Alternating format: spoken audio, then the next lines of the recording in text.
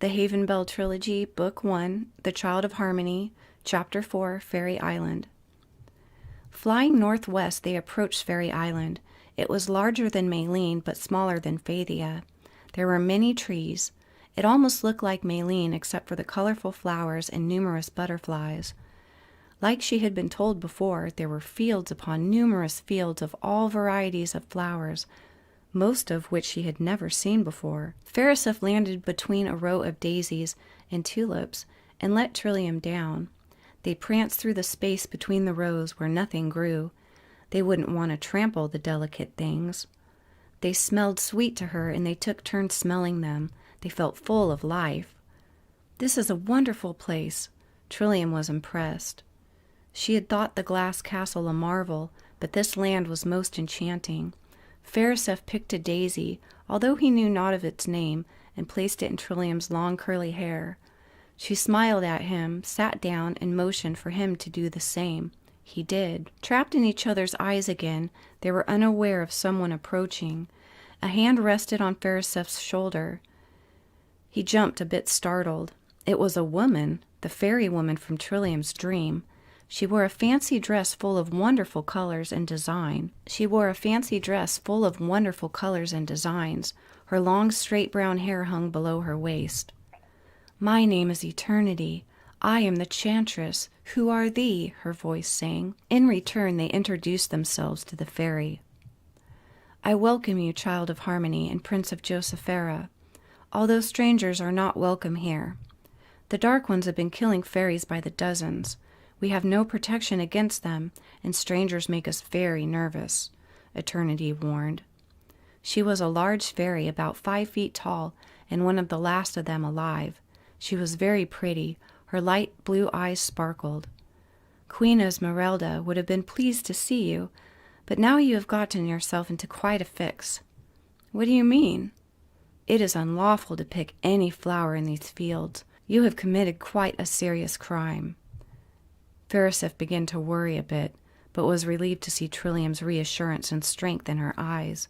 He wondered how she could be so calm at such an uncomfortable time. "What's going to happen to me?" he asked.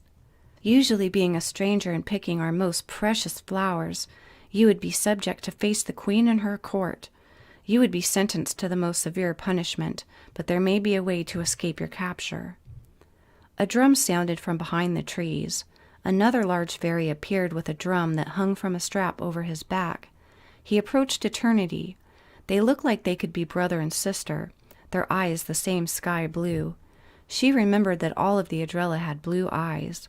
They watched the fairies with delight as they were entertained. "I haven't heard music for many summers," Trillium told Phariseth. Eternity began to sing with Garrett's drum. She sang songs of the fairies and about reuniting the creatures. Although the strangers did not quite understand the song and all of its meaning, they enjoyed it immensely. The 2 large fairies grew silent, and the drummer approached them. The music had made Phariseth as well as Trillium forget about his crime. The male fairy was darker than the Chantress. He had friendly eyes and a sophisticated look about him. His hair was dark brown and dreaded. His hair hung long like ropes to the middle of his back. He came towards them and knelt next to the 2 strangers. "My name is Garrett. I am the drummer and close companion of our queen." "Are you going to kill us?" Phariseth asked. "No," Garrett laughed. "We do nothing of that sort. If the queen sentenced you, you would have to stay and help tend the fields for 2 summers. "He cannot," Trillium rejected. "He needs to help me fight the wizards." "I understand that you are the Child of Harmony and have duties to fulfill, but your friend has broken a very serious rule and cannot go unpunished. There is only one way that you can be forgiven and be on your way. Will you take my offer?" the drummer asked. "Yes," they both answered together. "The guard will be here shortly to take you to the queen. Follow me." Garrett led them out of the flower fields and into the thick of trees to the west. He took them into the center of Trick Forest where they would not be found. When they reached the middle, Garrett stopped, and they all sat down together. The drummer opened his medicine bag that hung loosely from his neck. He pulled out a fairy potion. "What is it?" Phariseth asked Trillium. "A potion, I think." "Yes," Garrett replied. "Now drink it, and all shall be forgiven, and you will be free to leave." They each drank half, and Garrett slung his drum around and began to play. Garrett played peaceful rhythms, and no words were spoken for some time. The strangers began to feel quite odd. They could see a glowing aura radiating from the drummer. A green and pink glow surrounded him, and his hands beamed with yellow light that lit up his drum as he played. Trillium and Farisef could now see the life inside the trees and plants around them. When he stopped playing, he spoke again. "I will leave you now, but don't be afraid. I will send eternity to find you in a few hours. Just stay here for now." He stood up with the drum hanging in front of him and tapped away as he left the forest. Trillium had forgotten the urgency in which she must return the shell. All thoughts of her mission faded as the potion did its work. "I feel strange," Trillium giggled. "As do I," agreed the prince. "Very strange." For an hour they walked around together, afraid of getting lost. After an hour of wandering and observing, he sat next to Trillium and put his arms around her. He began to kiss her, unafraid, for there were no eyes upon him now. They made love together in the fairy woods. "We must go." "You do not love me, Trillium." "Yes, but we have duties to fulfill. This may have been a mistake." "There are no mistakes in love." "I have to return the shell. I forgot." "So did I." "I care for you, Farisef, but my mission is not to fall in love. It's to save Havenbell. If I must choose, I choose to be the child of harmony." Farisef sat dumbstruck. He couldn't believe his ears. He had never felt so drawn to somebody before. He knew he was falling for her. He thought for sure that she would express her feelings, but being rejected was not what he had expected. Farisef was deeply hurt, but knew she was right. They had already forgotten their mission. "We can't leave until eternity comes to get us. We'll get lost." Nearby, Mutt had accidentally wandered away from Eye's view of his companions. He slipped into the woods, chasing a small, pesky fairy. It had tricked him and flew off, leaving Mutt very lost. For 15 minutes he roamed around and began to give up hope when he began to hear voices nearby. He crept up, positioning himself closer to the murmurs, and gasped when he saw 2 very naked bodies. He saw the green amulet. The feather she was with had one too. Could it be? He wondered, not really wanting to believe it. It was not the girl that he recognized. It was her mother's necklace. It was very royal, and maybe a sign of the council. "That's the child," Mutt stuttered. Trillium's stomach did loops. "Someone's here," she whispered. "The wizards are close." This didn't help Farisef's mood. Mutt jumped when he heard this, cracking numerous twigs and branches, completely giving himself away. They both looked in his direction. He was given no power by the Dark Ones and knew the Child of Harmony could kill him in an instant. He ran for help. "Hurry!" Trillium urged. "There is no time to spare." They dressed themselves as fast as lightning and gathered their items. Trillium strung her bow and kept it posed for any surprises. "We can't leave. We'll get lost in here without eternity," said Farisef. "It is even more risky to stay here. They have found us. We must return the shell."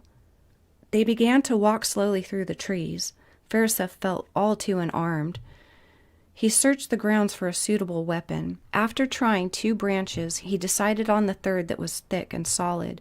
He had left his sword in Josephera because he didn't think that he would need it, or that they would be attacked. He swung it 3 times fast, making a whipping sound as it sliced through the air. He kept it raised in his right hand, ready to fight in case of an ambush. A light sound blew through the air, and it began to get stronger. "Eternity!" they shouted. "Help us!" The large fairy flew towards them. Without her, the way out would be impossible. Fairies were the only ones who truly knew the forest. Mutt, on the other hand, made it out remarkably in a frantic hurry. He ran fast with his head looking behind him and ran right into de Groot. Mutt panted out of breath and barely formed the words. "It's her, master, the girl." "Where?" de Groot demanded. "In the woods." Mutt pointed a gnarled finger in the direction where he had caught the lovers. De Groot raised one side of his mouth into a pompous smirk. His head swam with sick delight. "Stay here. I don't want you screwing this up." De Groot slammed Mutt to the ground. Did she have the shell with her?" "I don't know, master," Mutt muttered, keeping his eyes on the grass below. De Groot pulled out his short sword. It was made of pure silver and shaped like a curved snake. He shot Mutt an evil glance of hatred and insanity. Mutt kept his eyes on the ground, but he could feel the fire in De Groot's eyes. He could feel it through every pore. Behind the fire that danced in his black, empty eyes lay only two things. Mutt knew very well what those were: rage and murder. De Groot fled off into the forest like a madman. One phrase echoed over and over in his head like a bad song. "I want her for myself. Oh, how I want her for myself." Eternity led them through the trees. Trillium and Phariseth walked back to back, scanning the surroundings with weapons alert. Trillium noticed that her awareness of the dark presence was much weaker in Fairy Island, the reason she could not figure. De Groot crept into the forest, not venturing in very far, before he could hear the voices, and lowered himself down into the brush. He hunkered down low and covered himself with a couple branches and vines. He could not disappear like his father could, but his skin changed and his mind could change other creatures' awareness of him. He was nothing but a pile of shadows in the dark. He hardly even breathed. In a couple of minutes they would be out of Trick Forest. De Groot heard them coming and could hardly hold his excitement. He stabbed Eternity. She collapsed and hit the ground. This put them both in complete shock. For a moment they forgot what their weapons were for, as well as their names. "I didn't see him. I didn't even feel him." "That should be enough power to create another murder of crows, the ones you slaughtered."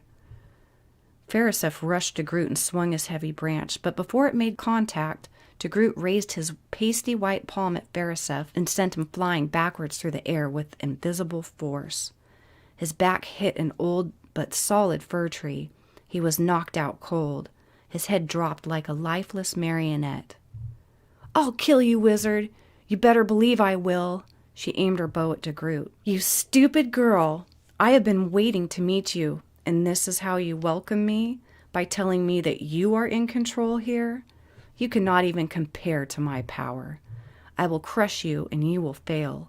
If you are lucky, I will make you a slave." The arrow sliced the air like a flash of lightning. It cut through De Groot's shoulder like a sharp knife through paper. "Ah!" He reeled, trying to throw her like he had Phariseth, but he could not move her. She was strong as stone. The amulet around her neck began to shine, a bright beam of green. The pulsating waves weakened De Groot. The light stung his eyes. Trillium did a backflip, landing with the softest of ease, and shot again.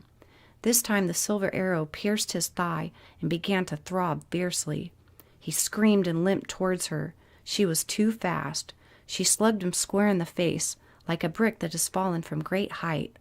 De Groot's eyes rolled back into his head, and his hung out of his opened mouth. He looked so pitiful lying there that she almost felt sorry for him. Almost. She ran to her good companion and began shaking him. "Phariseth, come on, wake up!" He blinked his eyes. Trillium raised him to his feet. "Wake up!" He began to come around, but was burdened by a pounding headache. "We must go now." Phariseth saw Eternity, who lay lifeless. It didn't seem real to him. His head was still floating. Trillium had an arm around him. She felt him weaken, and held on to him tighter and steadied him. He saw the wizard laying limp with his eyes now shut. "How?" the prince began to ask, when De Groot's eyes flew open and both of them jumped. Phariseth stood still, and Trillium let him go. She took the shell of hope out of her pack and held it in her hand, facing De Groot. She saw the instant panic in his eyes and smirked.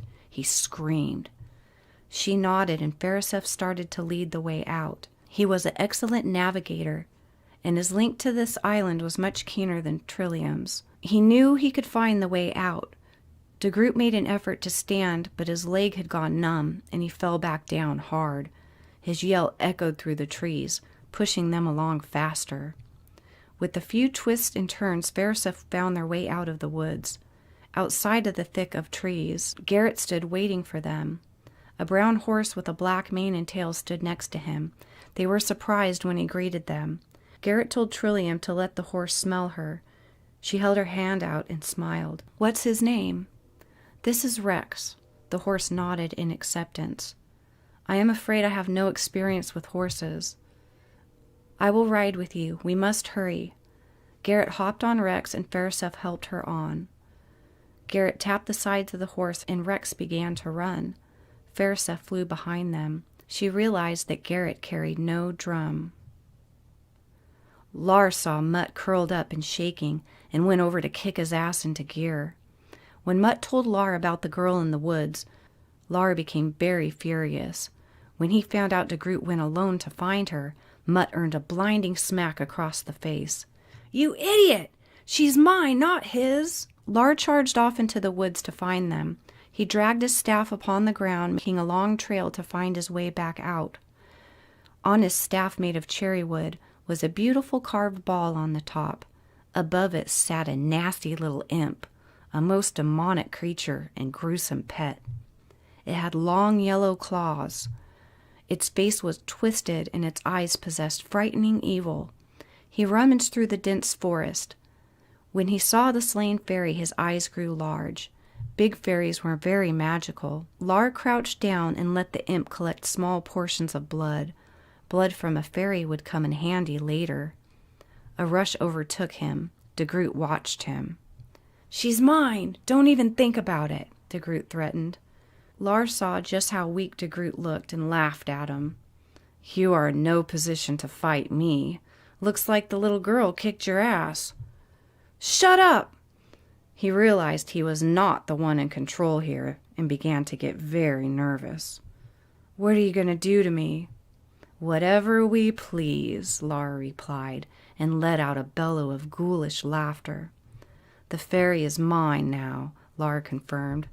The imp jumped from the staff and hopped like a rabbit to DeGroot. "Get that thing away from me!" he screamed, kicked, while Lar sacked the large fairy for his return to the cave. Lar then killed DeGroot. Less competition that way, and DeGroot had the power of moving things. The imp took some of his blood, too. Blood from a wizard would also come in handy. The imp jumped back onto the staff. Lar slung the bag of fairies over his shoulder and followed his staff trail out of the woods. The effects of the potion were almost gone now. It still made no sense to them how the potion had made them forgiven. It was a different land with different rules. They could see acres of flower fields. They stretched to the horizon. No time to learn about them now. The palace came into view. A large white tower stood on top like a large tree. It was beautiful even for being half destroyed. Fairy Island was even more beautiful than Duran had described. They walked up the marble steps, clacking as they went. Many small fairies fluttered about. 2 larger fairies guarded the entrance. They wore blue robes, both of them men. They smiled when they saw Garrett, but they eyed the strangers with mistrust. "Halt! Who are these strangers?" the first one demanded. "Brought here by Queen Esmeralda's request," he answered. "Go." The second one pointed to the door. They walked inside and admired the temple's beauty. Diamonds and crystals hung from the ceiling like a bundle of sparkling stars. Elegant paintings were upon the walls, but unlike the feathers that only had pictures of their own race, the fairies had pictures of all of the creatures, new and old. There were even a couple that neither Trillium nor Farisef could identify. There was a large white door that glittered like Trillium's sandals. Upon it was a carved orchid flower. Garrett pushed it open. The queen sat on her bed with her face in her hands. She looked up startled, the stain of tears on her cheeks. "Who are these?" she asked in her high, dainty voice. Garrett knelt before her, and Trillium and Farisef did the same. No one laughed this time. Trillium bowed and approached the queen. "I am Trillium, the child of harmony, and I have something that belongs to you." Lar and his goblin army traveled across the land. They had caught about 30 small fairies altogether. It was good, but not good enough for Jade's taste. They continued to search for more, but could not find any. All of the fairies had been alarmed by the call of the horn and were now hiding. Lar's smile stretched across his handsome face. "The girl is headed towards the palace. We must follow her. She has to be stopped." The goblin army began to rush towards the tower. Mutt was aware that Lar had come back alone. He might be clumsy, but he wasn't stupid. He had a good idea of what had happened to de Groot, and would dare not ask about it. Neither would the slave army, for they too knew the wrath of Lar. "Attention, my wonderful fairies," Esmeralda announced to her people from the second story of her tower. The top was too weak to take the chance of announcing from the usual spot. "Today is a special day for us. May I introduce our new friend and trusted ally, Trillium, the child of harmony." There was a brief silence, and then oohs and ahs came out of the crowd in unison. Then the noise began to escalate into joyous shouts, cheers, and applause. "Quiet!" Lar told his pack of goblins. He could barely make out the words. "The half-breed has been gracious enough to find our long-lost shell of hope. We shall be saved," she rejoiced. "Run, now!" Lar called out. Esmeralda gave the shell to a small fairy that could barely lift it. She flew it to the top of the tower and locked it in place at the top. When it was placed in the holder, a brilliant pink beam covered the sky like caramel on a candied apple. The force field returned and the wizards were caught inside. Their skin began to burn. The goblins screamed. Their skin blistered before their eyes. Lar howled. His skin was becoming flawed just like the rest of them. "Ortus, Noctus, Ortus, Phalenge, de Trimidoc," Lar shouted. He had magic. The fire dragon appeared, but only the fiery surface of him, not his whole form, to let them escape. The eye was still in the hands of the Dark Ones, but the shield of the shell was still painful and useful. The dragon had no power to attack, and that was good enough to satisfy the fairies. Mutt thought for sure they were all going to die, stuck inside the shell's pink aura. Lar had saved them all, and saved the fairies for the brew. As the wizards retreated, their fire burned brightly, and all of the fairies watched as they flew off of the island, leaving a trail of screams behind them. "They will not return. Their days of fairy slaying will stop, I promise you," Trillium told the fairies. "I must go now. I will protect you."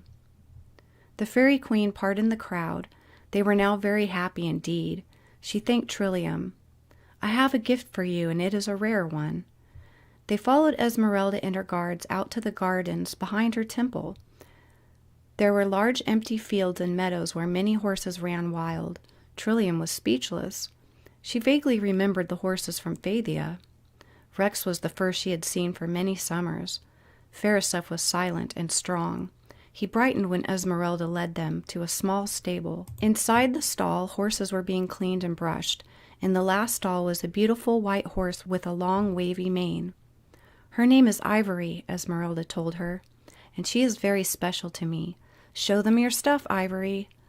The horse whinnied, and from its body stretched two massive wings. Phariseph and Trillium were filled with delight. "I have never seen a winged horse before." "Nor have I. Nobody knows of its existence except for the fairies and the council. She has been around as long as I have, and I hope you take very good care of her." "Me? But I have no experience with horses." "She is a Pegasus, and you will take care of her fine. Your friend has wings, and now you do too." "Thank you, Your Majesty. I don't know how to thank you." "You are very welcome. Just protect her well. Creatures shall see her where you go, so be careful." "I will." After a little hesitation, Trillium looked Queen in the eyes and told her that eternity had not made it out of the woods. "I know," the Queen responded. "I can feel each death of my fairies. She was very loved here. She was my brother's daughter. She died for you. She died for all of us. Now that the shell is in place again, she has saved many others." Hearing that eternity had been niece to the Fairy Queen was like taking a blow to the stomach. It seemed as if the punishment was higher for picking flowers than killing a well-loved fairy. It had not really been her fault, but she felt it was her responsibility to protect her. She could have lost Phariseph and the shell as well. Esmeralda let them pet and feed Ivory from their hands. They themselves hadn't eaten since the night before, and now it was nearing early evening. Esmeralda invited them both to stay a few days and get to know more of her beautiful island. Trillium agreed despite of what the council had wanted. She was not sure if they wanted her to rush. Now that the shell had been returned, it was time to rest. They needed it, and the journey home would be no picnic. So she decided, yes, a short vacation would be divine. They were fed the best food that Havenbell had to offer. Both were impressed by how delicious the food was. With the shell returned, the fairies could now rebuild the White Temple with a little physical labor and a hint of magic. The wizards had gotten close, too close. If the queen had been killed, the fairies would lose their joy and spirit. The Dark Ones would have killed all of them to keep the council from gaining power. Although the shell protected it against the wizards, it still wasn't safe until the eye of the temple was returned. It was what held the main force field. Esmeralda gave them a tour of her palace. Some fairies were working on the damage, and it looked a lot better than before. The fairies were friendly and showed them bundles of hospitality. They were a very merry bunch, and all of them seemed to accept them. The queen brought them down a long, narrow hallway and came to a door on the left where a huge pine tree was carved on the white door. In that instant, she understood how much she missed Maylene. She longed to see her stone house, her garden, and her flowers. She even longed to run throughout the maze again, from start to finish, just for fun. She liked the maze much better now that she was out of it. Farisef opened the door. Inside was a spacious and very dreamy room. This room was untouched by the wizard's fire. Pieces of rock inside the walls made them sparkle with each step. It was a square room with 2 big tombstone-shaped windows that faced west. Trillium looked out at the sunset that left a brilliant pink, orange, and yellow hue on the clouds. The room overlooked the palace grounds, and she could see many flower fields. Crystals hung like stars, and there was a moon mural above it. There was a large bed in the center that had a canopy of flowing lace. Trillium thought the room in Josephera had been nice, but this was incredible. "It's amazing," she told the fairy. "We have been waiting for many summers for you to come to us. You have done so much already. You deserve the best, and now you shall receive it. I shall see you again in the morning. Good night." She pulled some nightclothes out of a wooden bureau and left it for them on a big velvet chair. "Where will I sleep?" Farisef asked. Trillium smiled. "In here. Good night." She turned and fluttered to the door. As she opened it, she smiled at Trillium, then floated away. The door closed. "I hope you don't mind," Farisef asked. "No, it's all right. I would rather have some company anyway." She motioned towards the bed, and they both sat down. "Trillium?" "Yes?" Trillium sprawled herself on the bed and looked up at the hanging crystals. Then she looked at Farisef. She wanted to love him, and she did love him, but knew it would be disastrous, especially after the way the girls in Josephera treated her for wearing their clothes. "Trill, why didn't you kill the wizard in the forest? You were more than capable of it." "I just could not do it yet." "He wanted to kill you." "I know, but I've never killed anyone of flesh. I know I can, but I figured if I crippled him, he would get stuck in the beam of the shell and die anyway. That is, at least if nobody rescued him. I may be a sworn warrior, but I still feel, you know." "Yes, I know." They were getting very tired and decided to rest for the night. Farisef offered to sleep on one of the 3 lush chairs inside the room, but Trillium refused, and his eyes brightened. She picked up the nightgown and draped it over her head. He lay down beside her. They held each other tight as they drifted to sleep. They both had fiery dreams and images of ruthless wizards. Lar returned to the cave with Mutt and the goblins. Jade was getting impatient for her brew, and the others were grateful for Lar's return. "Where's de Groot?" Jade demanded. "The Child of Harmony injured him, and he got trapped in the shield when the shell was put into place." "The girl escaped as well?" "Only temporarily, I promise you." "So de Groot perished from his own stupidity. It doesn't surprise me at all." "Good riddance," Jade smiled. "You old haggard bitch! You would all laugh if I wasn't here, but now we have no master of disguise, so now what?" Nemi began to weep. Jade looked as though fire was shooting from her eyes. "Stop that bawling, it makes you weak," Jade spat. Tolan put a hand on Jade's shoulder. "Calm down, let her be. We will survive without him. We have no choice. We will corrupt their silly council." Well, maybe you can live without him, but I can't, Nemi shouted, then ran to her and to Groot's room. I do have a surprise for you. We have 24 small fairies and one big one. From the looks of it, she was very old and special. Lar handed the sack to Tolan. This may be what we need to destroy them. Tolan smirked. Jade lit right up. Mutt, go make some brew.